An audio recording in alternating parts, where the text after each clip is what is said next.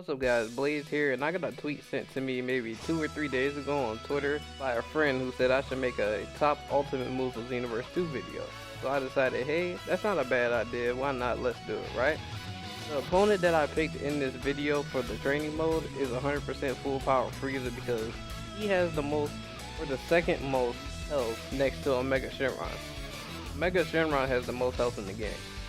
The way I'm doing this list is I'm going by how much damage each move outputs and also the pluses and negatives of using those moves. So let's not waste any more time, let's get into it. The first move I decided to put on this list is God of Destruction's Anger. This is Beerus' special Ki Blast and it outputs 2013 damage when in base form, but once in Super Vegeta 2 it does 2365 damage.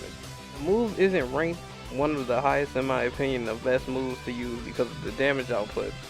It's because once it hits an enemy, it causes a stamina break, which is good to link combos together and does a lot of damage when combined with an ultimate or something of that sort after the combo is finished. The only really negative thing about this move is it doesn't have a lot of range on it.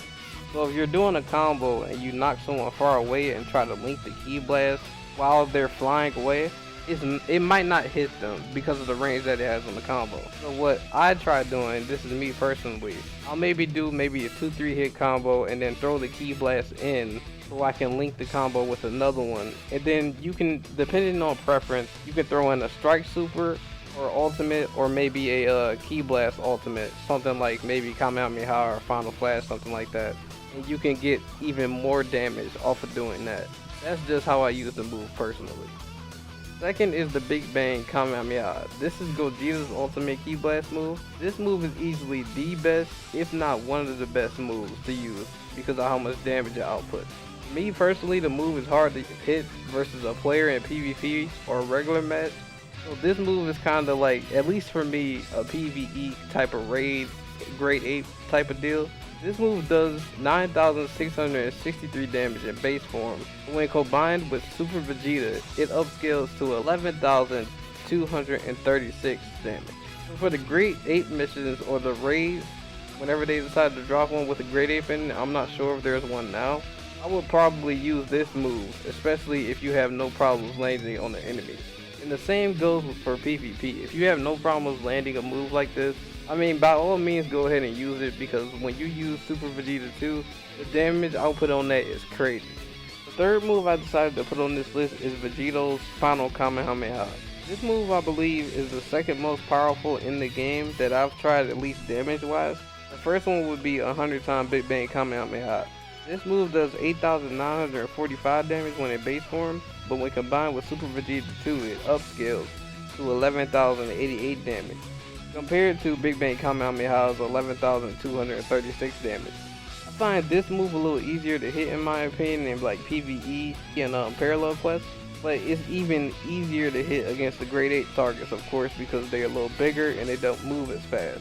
This one would be another big damage dealer and it just depends on you if you want to use Big Bang Kamehameha because it gives you a little bit more damage, or if you want to use this one because the startup time is a little quicker and it does around the same amount of damage as Big Bang Kamehameha. It's completely up to you which move you want to use. This one is like the same thing I would say for 100 times Big Bang Kamehameha. Same concept. The fourth move I wanted to include in this list is Piccolo's Special Beam Cannon. It really depends on what type of player you are or who you're facing when you're using this one, and this is why. It outputs 6,262 damage when in base form, but when combined with Super Vegeta 2 it upscales to 7,358. Now this is where it's key to figure out what type of moves you like to use or what type of player you are, and determine what type of player your opponent is. The Super is an unblockable ultimate. So the only choice the enemy player has is to fly to avoid it or dodge it with instant transmission using stamina. It's not really one of my favorites though just because it doesn't look cool. I like a lot of moves that look cool, me personally. I would rather use something like Final Flash, which brings me to number 5. This move does 6,709 damage while in base form, but when combined with Super Vegeta 2 does 7,882 damage. Personally, using this move against the grade 8s has been a big damage dealer, but that's the only place I really had success with. When it comes with using it in PvP, it's the same as the other moves determining on what combos you want to pair with. We're involving a stamina break or a stamina break type of blast like Beerus's God of Destruction's Anger. So your character will have a good amount of ki to pull both of those out.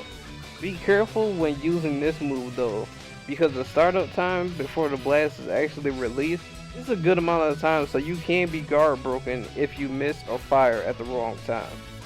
Number 6 is Cell's Perfect Kamehameha. This move is also a pretty good damage dealer. It does 8,376 base form damage, but when in Super Vegeta 2 upscales to 9,850 damage.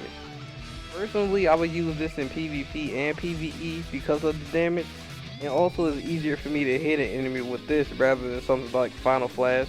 The big plus for this move is it has a lot of range on it, so you can still hit somebody from far away. The damage will drop off a little bit, but you can still hit someone with it and get that extra damage off, and it might be just enough to kill the person. You never know. Finally, last but not least, this brings us to the final move on my list, and it's Nappa's Giant Storm. This move does 6,710 base form damage, but when in Super Vegeta 2 the damage upscales to 7,884. The biggest plus of this move is that it's very hard to evade. When you're in a fight, since there is no startup mini cutscene on the other screen like there is on yours, they have to know that a giant storm is coming their way. In addition to that, the startup time is fast and the damage area on this move is huge. The only way to really avoid this move is, like I said, be aware it's coming. Then you can either fly up or fly away fast using the dash like you would attack an enemy. Well, that's it for me for today, guys. Let me know what your favorite moves are in the comment section down below. And also give this video a like if I helped you understand a little more about these ultimates. And also let me know if you guys would like to see a Strike Super and Ultimate video. I might make one of those soon. And also subscribe for more if you haven't done so already.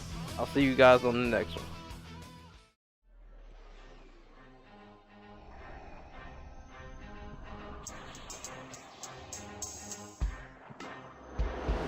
We got Death Star, we got Death Star, we got Death Star, we got Death Star, we got Death Star, we got Death Star, we got Death Star, we got Death Star, we got Death Star, we got Death Star, we got Death Star, we got Death Star, we got Death Star, we got Death Star.